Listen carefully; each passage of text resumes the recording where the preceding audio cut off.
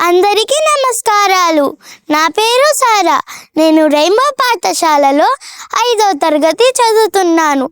ఈరోజు నేను విద్యార్థికి ముఖ్యమైన క్రమశిక్షణ దాని గురించి మీకు కొన్ని విషయాలు తెలియజేస్తాను. విద్యార్థి క్రమశిక్షణ చాలా అవసరం. ఒక క్రమ పద్ధతి ప్రకారం తన పనులని తానే చేసుకోవాలి. ఇతరులపై ఆధారపడకూడదు. ఎప్పటి పని అప్పుడే చెయ్యాలి. వాయిదా వేయకూడదు. ఆత్మనిగ్రహాన్ని అలవర్చుకోవాలి. చీటికి మాటికి కోపం తెచ్చుకోకూడదు. చదువుల్లోనో సత్ప్రవర్తనలోనో తోటి వారిని చూసి పట్టుదలతో కృషి చేయాలి. అంతేకాని వాళ్ళు మీకంటే ముందున్నారని అసూయపడకూడదు.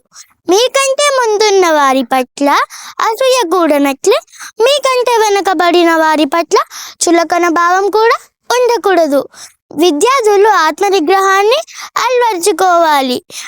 క్రమశిక్షణ జీవన విధానంగా చేసుకోవడం వల్ల విద్యార్థికి సమాజానికి మేలు జరుగుతుంది. కాబట్టి ప్రతి ఒక్కరూ జీవితంలో పైకి రావాలంటే క్రమశిక్షణ తప్పనిసరి. ధన్యవాదాలు.